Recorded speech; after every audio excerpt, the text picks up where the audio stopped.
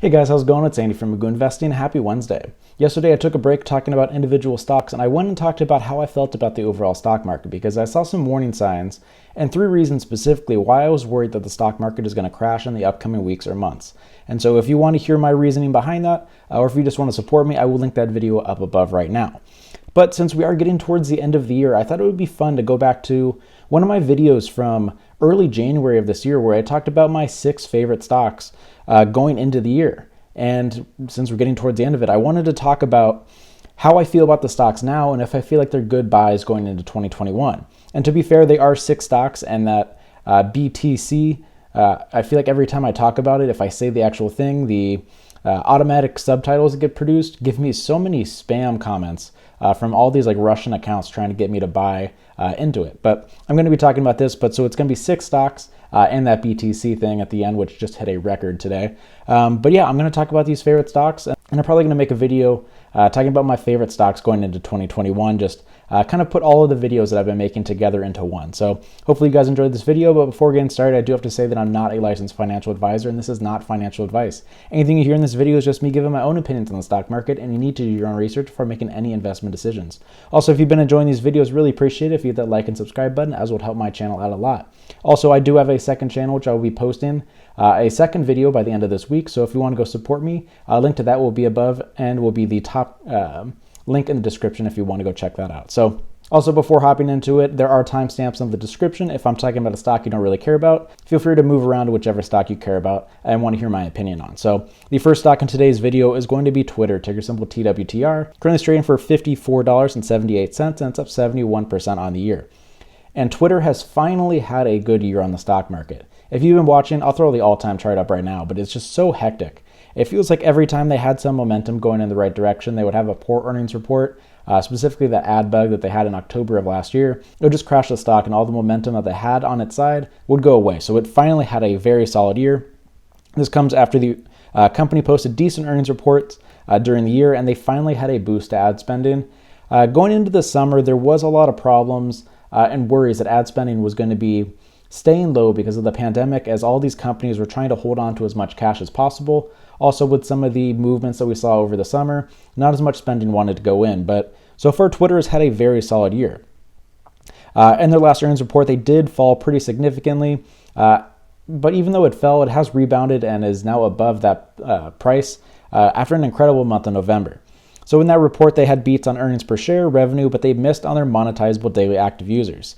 And it seems like Wall Street cares about the same things that I do. I've always talked on this channel for social media stocks that I don't really care about revenue. I don't really care about profit. I want to see growth in their user base. And that is the metric that you usually see as monetizable daily active users.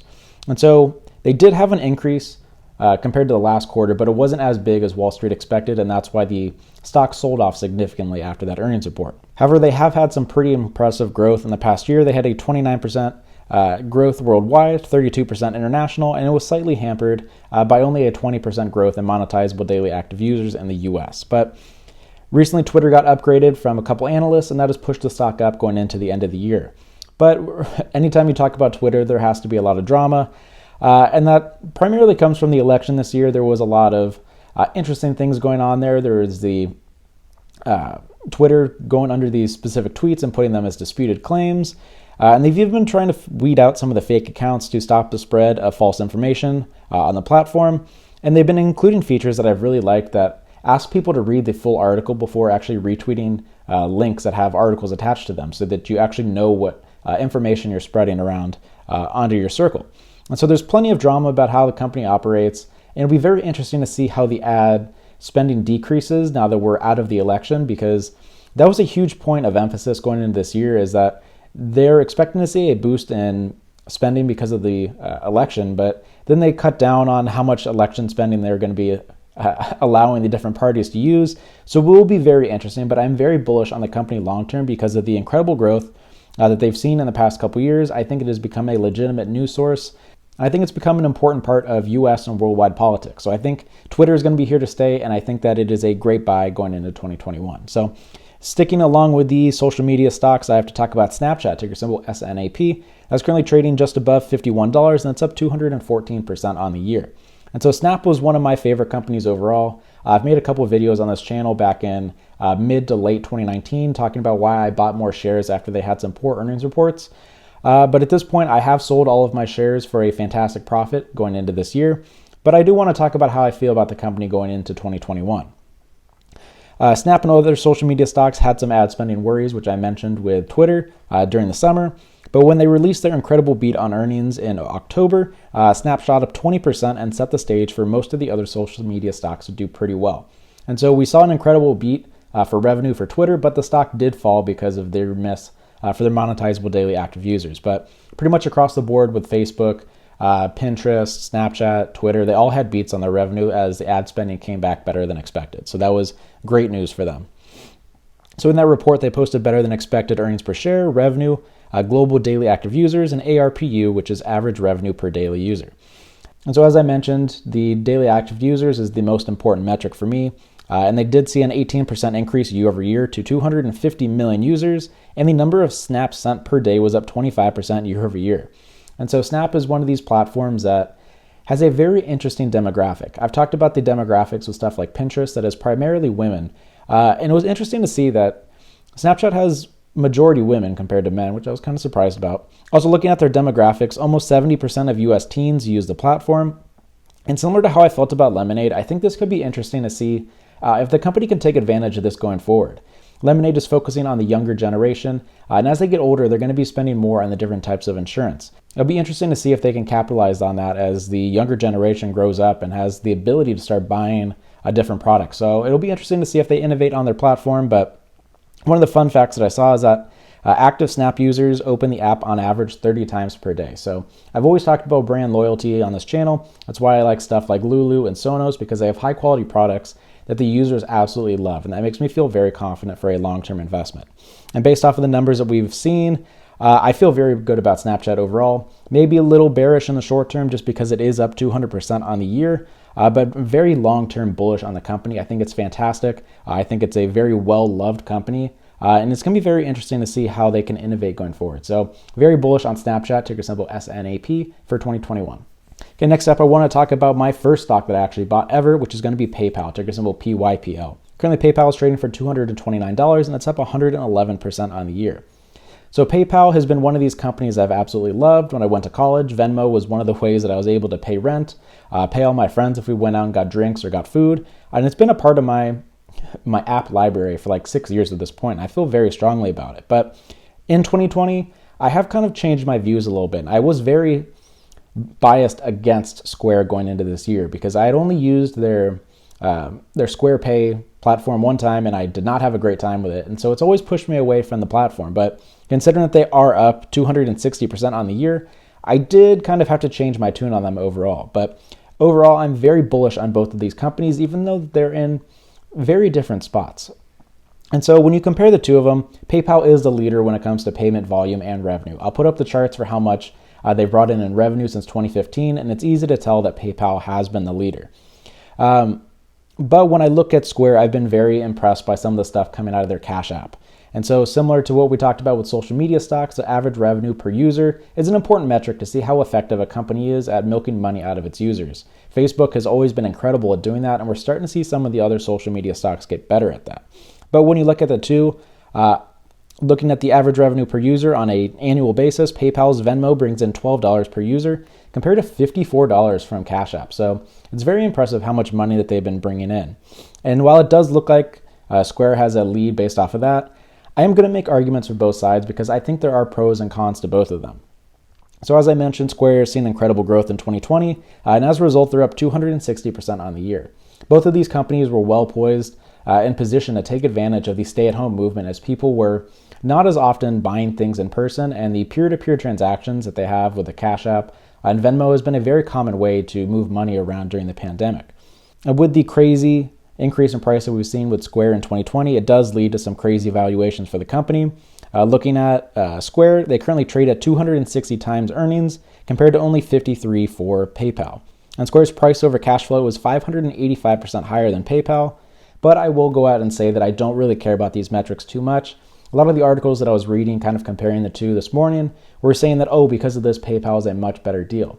And I think that some of these valuations of like PE ratio or the forward earnings is great if you're buying a well-established company that's been around for a long time. That's why I talked about why I liked Intel for a long-term play, because it had a very low PE ratio compared to its historical range. But when you talk about these innovative tech companies, I don't think that PE ratio should be used as a red flag, because we've seen that some of these innovative companies, specifically Tesla, which is trading at crazy high PE ratios, that has never stopped the company. So PE ratio is something that I think people should take a look at, but I think it's only for some of the well-established companies that are blue chip stocks that have been around for a long time. So that doesn't really worry me about that. But PayPal's revenue is 2.6 times higher, and they also have a much higher gross profit margin. So there are pros and cons to both of these. For the pros for PayPal, I think the pro is that it's a much larger company. It is not up as much on the year, which means it'll be likely safer if we do see a major sell-off. But then when you look at Square, it's seen incredible growth. It has higher ARPU, but you do have the cons that since it is up 260% on the year, if it does sell off, it's going to sell off pretty aggressively, most likely, as it would try to give back a decent amount of the profits that they've seen in 2020. So overall, I'm very bullish on both of them. It really depends what type of route you're looking for investing. If I was looking for a safer option, I think PayPal is a better option for myself. If I'm looking for something that's going to have incredible returns but have higher risk, I think Square is great for that. And so we've seen an incredible switch in the way that transactions are done online, and PayPal and Square, we're both in great spots to take advantage of that. So very bullish on both of them overall. Next up, I'm going to talk about Activision Blizzard, ticker symbol ATVI. Currently it's trading for $87, and it's up 47% on the year. So going into 2020, Activision Blizzard was one of my favorite stocks because I was very interested to see how well they're going to be able to capitalize on the esports market. And then obviously the pandemic happened, and that has been a real hindrance to the company, but they have done very well so far this year. But seeing that they're only up 47%, I was kind of surprised because I thought they'd be doing much better considering the crazy moves that we've been seeing with a lot of the other stay-at-home stocks. So I do consider ATVI to be at a decent discount because I think it should be up much higher this year. But in my video game stocks video, I did put Activision Blizzard at the very top compared to stuff like Take-Two and EA.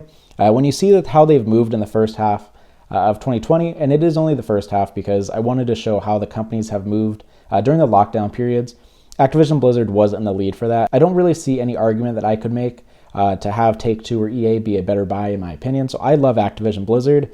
And so far they've had an incredible 2020. Recently they've seen incredible successes with their World of Warcraft release, which recently broke the record held by their own Diablo 3 title for the number of copies sold in the first month. Their latest WoW Shadowlands has sold almost 4 million copies worldwide at the time of recording, and they've had successes with Call of Duty Mobile, Candy Crush, their Call of Duty Warzone, which was their competitor that they released to try to compete with the Fortnite craze, and then they've had this hit with World of Warcraft, and I love the future of this company. Their last earnings report saw a 78% increase in profits and had great outlook going forward. In addition to the yearly releases that they have with the Call of Duty stuff, they do have some rumored titles coming out in 2021 with Overwatch 2 and Diablo 4, and based off of the success of those two franchises, I think those would be huge hits and be an incredible boost to their revenue going into 2021. Put that with the potential of the next generation consoles that just came out that's been boosting the interest in the video game sector, I feel very good about the company.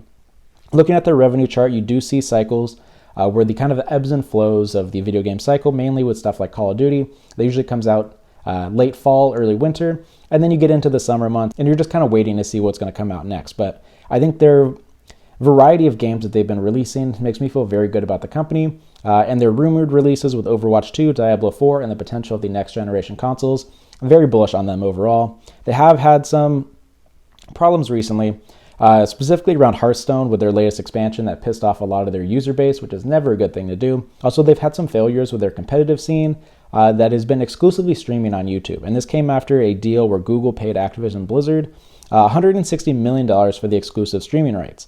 And as a result, that saw an 85% drop in the viewership for the Hearthstone events. And so I think esports is a fantastic way to promote your game and bring in some revenue at the same time. And we have been seeing some problems with that, but it'll be very interesting to see what happens with their Overwatch League, which is the OWL that's mentioned in that title. So it's going to be very interesting to see what happens. It's not a red flag, but it is going to be something to watch going forward. So overall, I'm very bullish on ATVI, and I still think that it is the best video game stock out there right now. And then I'm going to be talking about Starbucks, ticker symbol SBUX, which is trading for $104, and it's up 18% on the year. Starbucks was in a great spot going into the pandemic. And obviously it did have some problems because of the shutdowns. In addition, it was one of the first companies to ring the alarm bell in the pandemic because of their overall exposure to China. And that, when I put up the chart right now, that is the major drop that you see back in February. Starbucks is the type of company that has crazy levels of brand loyalty that makes me feel very good about buying them going into the recovery effort. And so this is something that people that use Starbucks and buy it on a regular basis absolutely love their product, and I don't see that stopping when people go back to work and things go back to normal, hopefully in 2021. So it makes me feel very good about that, especially after their bounce back, after their crazy bad earnings hit that they took in the middle of the summer, which was the quarter starting from March going to June, where their earnings were down 47%. But after that point, they've been able to rebound pretty well. Looking at the revenue chart, you can see that there was a year-over-year drop in revenue, but compared to the 47% drop that we saw before, that's a very nice rebound, and it's much quicker than I was actually anticipating. For their last report, the company put confidence in the rebound, and that pushed the stock higher. Anytime you have outlook that feels very good about the company having a rebound, it's going to push the stock higher because of that. So I'm also going to be watching Starbucks plans to expand going forward. And one of the places that they've been expanding is China, and they're trying to expand more into the Midwest and the South. And as of right now, they're planning to close 800 underperforming locations and open 850 new ones. And so I always think this is a good thing. It is only a net 50 location increase, but I also love the fact that the company is closing the underperforming locations and trying different areas to try to expand. So I just had a slight heart attack because when I went to finish this recording, I went over and it was not recording, but it just was because I ran out of space on my phone. So it's going to be interesting because Starbucks is on track to become the largest restaurant chain in the world, taking over from Yum Brands, which currently has 50,000 locations. So I love the growth optimism of the company. I think it's in a great spot. And I was very bullish on them going into 2020. And since I've seen how well they've recovered in 2020, I'm feeling very good about them going into 2021. So I don't think this is going to be one of the top performers for 2021, but I am very bullish on the company overall. And then I'm going to finish talking about Bitcoin, which is up above $20,000 for one of the first times. It has had some problems in the year as there have been some government officials that are very bearish against it and has pushed it down. But it is up 288% on the year, and this is something that I've owned for a long time. I bought it for the first time around 6,000. Then I ended up buying more at around 10,000 after it dropped from 13. And so this is something I've owned for a long time, and I just want to put that out there that I've been a Bitcoin bull for a long time. And it just isn't something that I jumped on the trend recently because it's done very well. So let me know what you guys thought about my analysis of my top stocks for 2020 and how I feel about their outlook going into 2021. And let me know what stocks you guys are watching and which ones you're wanting to buy going into 2021. So thanks for watching. I appreciate all the support, and I will see you in the next video.